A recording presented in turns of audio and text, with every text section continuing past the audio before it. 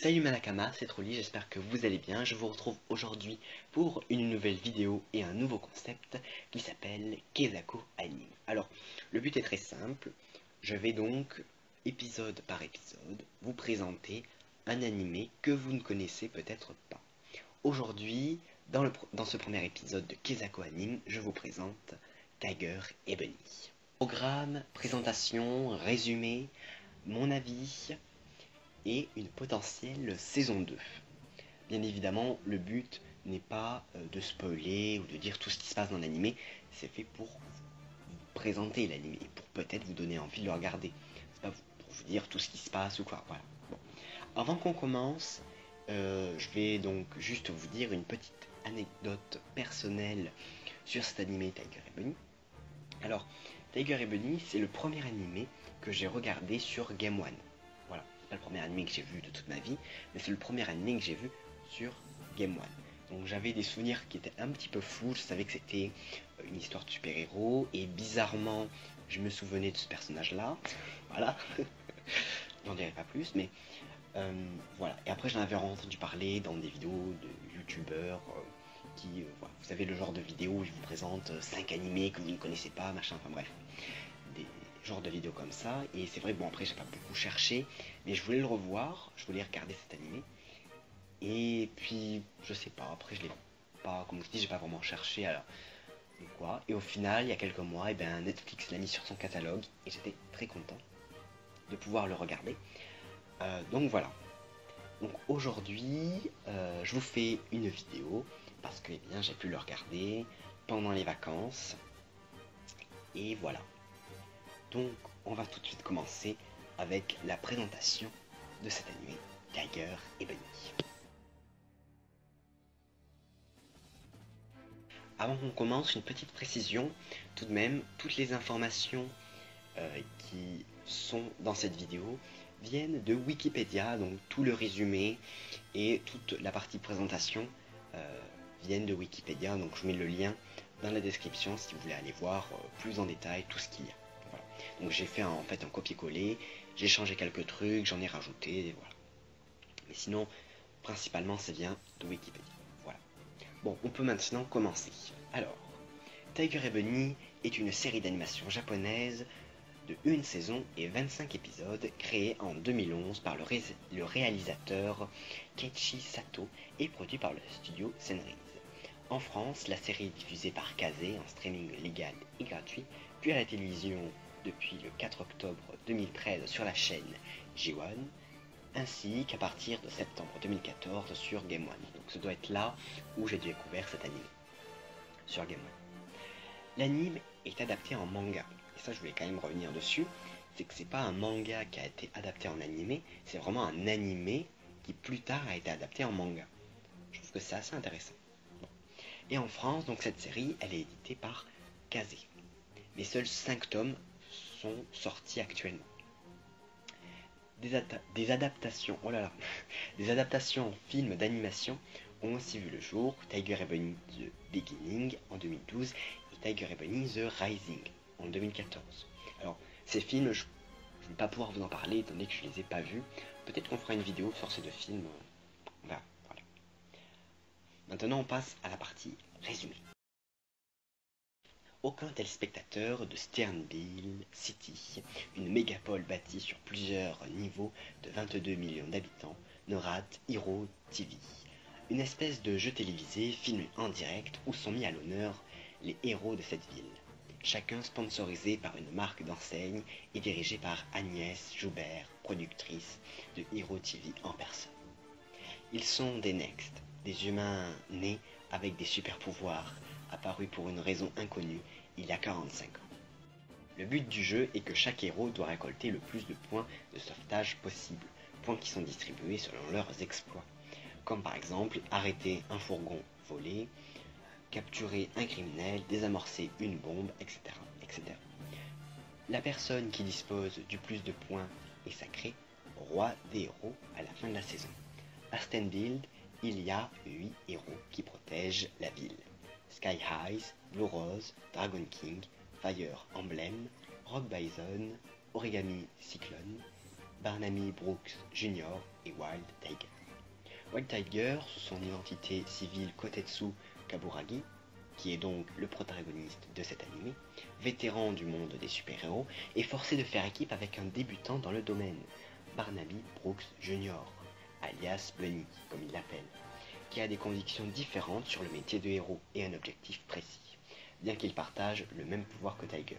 Tiger agit souvent par instinct, ce qui le met malheureusement dans des situations désastreuses, alors que Bunny est plus posé et réfléchi, et tente donc plutôt de chercher une stratégie pour tenter de minimiser les risques.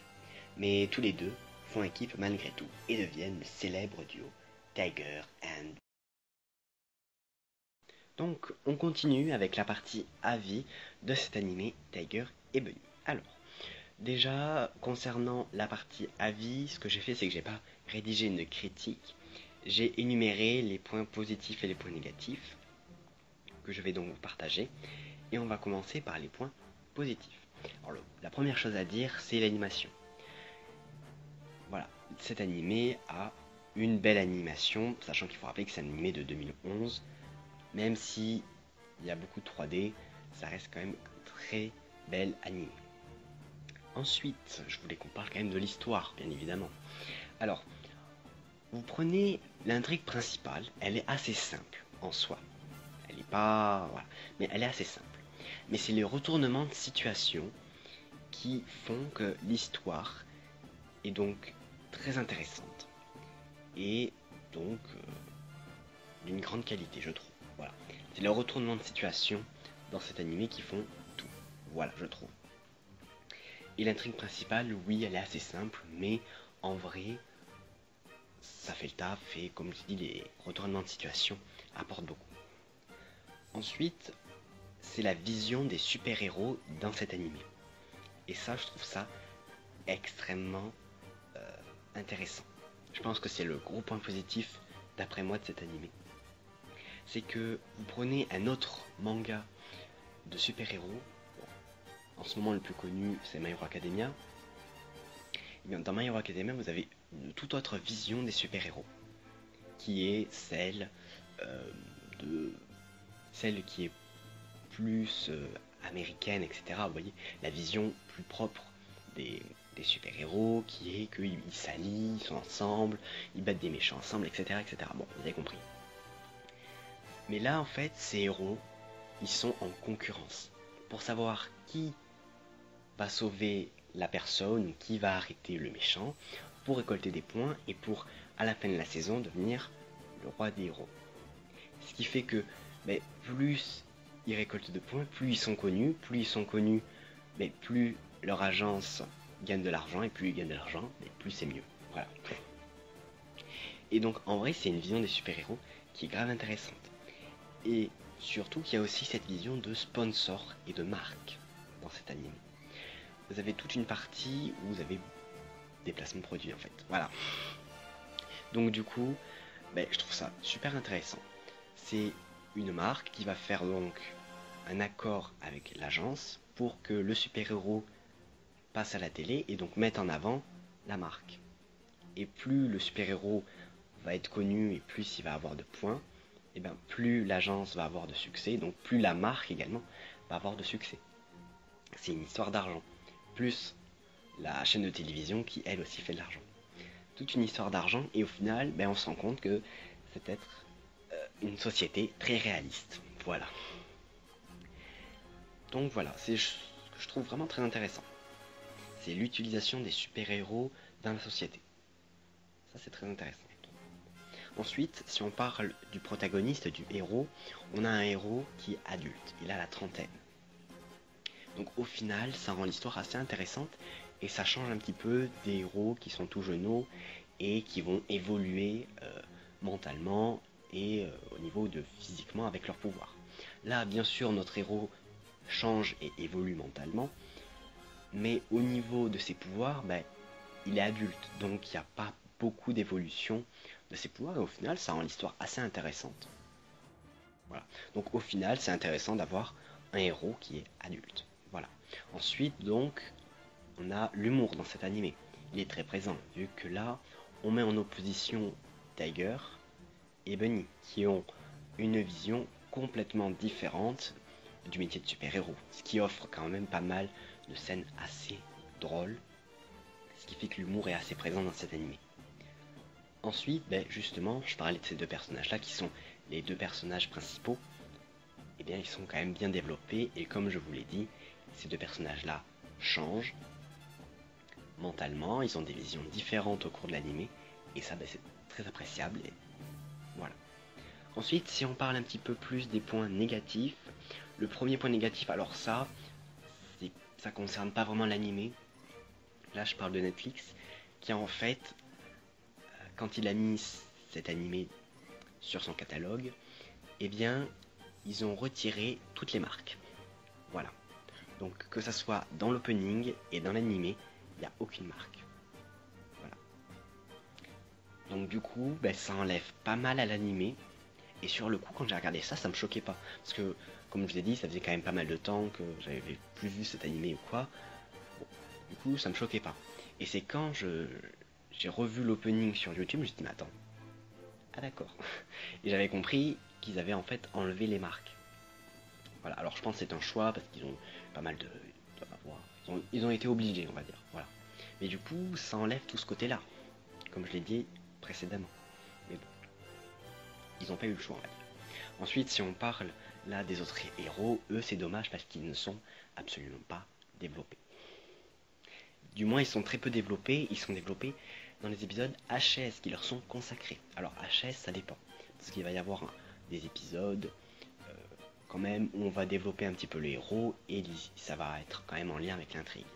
Mais ça va être des épisodes, voilà, où on va mettre,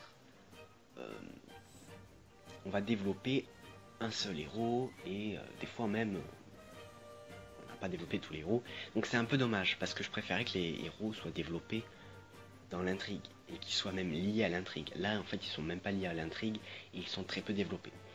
Il n'y a pas beaucoup de changements au niveau de ces héros là et c'est dommage. Voilà. Alors que Tiger et Bunny, eux, ils évoluent et ils changent.